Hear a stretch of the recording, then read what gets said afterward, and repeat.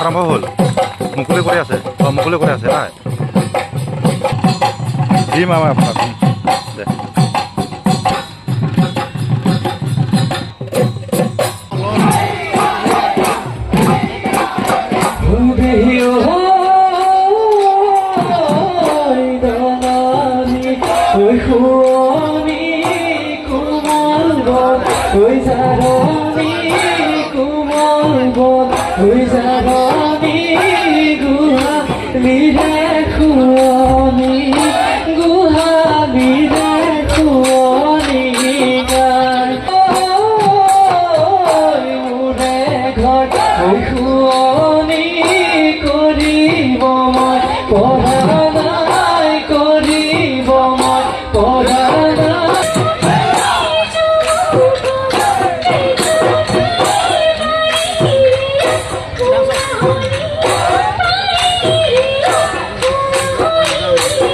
বালাজান তিনিআলি ৰঙালী বিহু সন্মিলনৰ উদ্যোগত মুকলি বিহু প্ৰতিযোগিতা আৰু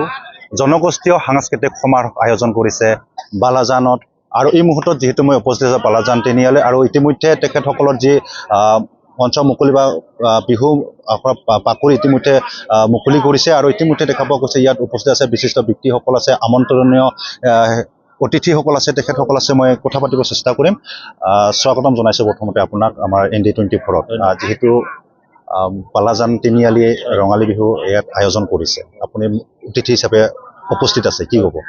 আচলতে খুব ভাল লাগিছে যে বালাজান তিনিআলি ৰঙালী বিহু সন্মিলনী যি মুকলি বিহু প্ৰতিযোগিতা আৰু জনগোষ্ঠীয় সাংস্কৃতিক সমাৰোহ হৈছে সেই বাকৰিখন বিহু বাকৰিখন মোক মুকলি কৰিবলৈ অনুৰোধ জনোৱাৰ কাৰণে মই গুৱাহাটীৰ পৰা আহিলোঁ খুব ভাল লাগিছে যে ইয়াত মই আগতে ইয়ালৈ এবাৰ আহিছিলোঁ আজি আৰু ভাল লাগিছে যে ইমান জন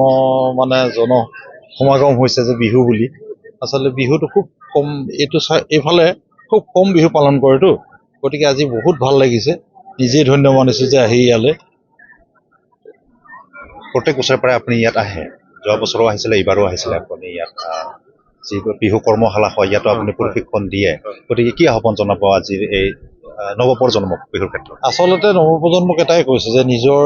জাতি এটা জীয়াই ৰাখিবলৈ নিজৰ কৃষ্টি লাগিব কৃষ্টিৰ অবিহনে নিজৰ জাতি জীয়াই নাথাকে কাৰণ অসমৰ বিভিন্ন জনগোষ্ঠীৰ মানুহ আছে ধৰিছে আমাৰ জনগোষ্ঠী 15টা 16টা জনগোষ্ঠী আছে প্ৰত্যেকৰে নিজৰ নিজৰ কৃষ্টি আছে কিন্তু গোটেইখন নানা জাতি উপজাতি লগ লাগি আমি অসমীয়া এটা বৃহত্তৰ জনগোষ্ঠী সেই বৃহত্তৰ গোষ্ঠী সেই অসমীয়া জাতিৰ এটা স্বাভিমান বিহু থাকিলেহে অসমীয়া জাতি থাকিব বুলি মই আশা কৰিছোঁ গতিকে নৱপ্ৰজন্মক এটাই অনুৰোধ জনাইছোঁ যে নিজৰ কৃষ্টি শিকক নিজৰ সংস্কৃতি শিকক যাতে বিশ্ব দৰবাৰত আমি অসম বুলি ক'বলৈ এটা চিনাকি হ'বলৈ লাগিব হয় এয়া আছিল প্ৰশিক্ষণ জয়ন্ত সোণোৱাল যেহেতু মই পূৰ্বতে উল্লেখ কৰিছোঁ যে ইয়াত মুকলি বিহু প্ৰতিযোগিতাৰ লগতে ইয়াত জনগোষ্ঠীয় যি সাংস্কৃতিক সমাৰোহ আয়োজন কৰিব ইয়াত বড়ো জনগোষ্ঠীৰ এজন প্ৰশিক্ষক আছে মই তেখেতৰ পৰা জানিব বিচাৰিম যিটো আপোনাকো ইয়াত আমন্ত্ৰণ কৰিছে ইয়াত মুকলি বিহু প্ৰতিযোগিতা হ'ব জনগোষ্ঠীয় সাংস্কৃতিক সমাৰোহ হ'ব কি বাৰ্তা দিব এই ক্ষেত্ৰত বালাজান তিনিআলিত যিটো মুকলি বিহুত অংশগ্ৰহণ কৰি পাই মই নিজে খুব আনন্দিত পাইছোঁ প্ৰথমবাৰ আহিছোঁ যদিও মই ইয়াৰে বাসিন্দা হয় তথাপি মুকলি বিহুত এইবাৰ প্ৰথম থাকিলোঁ মই বিভিন্ন জেগাত ঘূৰি ফুৰিছোঁ এইবাৰ ত্ৰিপুৰাৰ পৰা ৱেষ্ট বেংগললৈকে ঘূৰি ফুৰিলোঁ তাতেও তেনেকৈ বিহুটো দেখা যায় কিন্তু অলপ আমাৰ নিচিনা নহয় তথাপি আমাৰ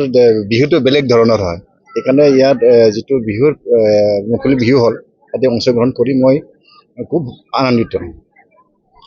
ইয়াত উদযাপন সমিতিৰ বিষয়ববী আছে, মই তেখেতৰ পৰা জানিব চেষ্টা কৰিম। কিমান দিনীয়া কাৰ্যসূচীৰে আপোনালোকে এই বিহুখন পালন কৰিছে আৰু কি কাৰ্যসূচী আছিল আজি? আমাৰ দুদিনীয়া কাৰ্যসূচীৰে আমি বালাজান তিনি ৰঙালী বিহু সন্মিলনীয়ে আয়োজন কৰিছোঁ। আমি 7 বহাগ আমাৰ প্ৰথম কাৰ্যসূচী আছিল, আজি 17 বহাগ আমাৰ দ্বিতীয় কাৰ্যসূচী। আজি আমাৰ বালাজান তিনি ৰঙালী বিহু সন্মিলনৰ উদ্যোগত মুকলি বিহু প্ৰতিযোগিতা আৰু জনগোষ্ঠীয় সাংস্কৃতিক সমাৰোহ আমি আয়োজন কৰিছোঁ। আৰু ইয়াত আমাৰ কোকৰাঝাৰত ক'ব গ'লে বিহু তেনেধৰণৰ নহয়, আপাৰৰ দৰে নহয়। কোকৰাঝাৰত বিহু বুলিলে নাইয়ে, কেৱল কোকৰাঝাৰ যিহেতু মুকলি বিহু ইয়াত অনুষ্ঠিত হ'ব, কোন ঠাইৰ পৰা আমন্ত্ৰণ কৰা হৈছে? আমাৰ কোকৰাঝাৰত আছে বৰপেটা, তাৰপিছত মংগলদৈ, ঢেকীয়াজুলি, সৰ্বমুঠ কিমান তাত 10টা দলে অংশগ্ৰহণ কৰিব। আৰু ইয়াত বিভিন্ন জাতি জনগোষ্ঠীৰ কি তাৰ লগতে বড়োৰ বাগুৰুম্বা থাকিব, তাৰপিছত ঝুমুৰ থাকিব,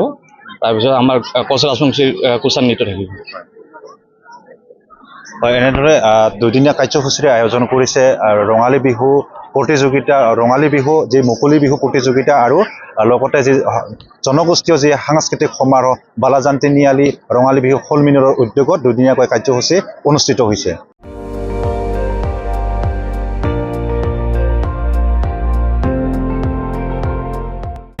আপুনি চাই আছে ND24, সৰ্বশ্ৰেষ্ঠ নহয় সৰ্বোত্তমৰ দৌৰ।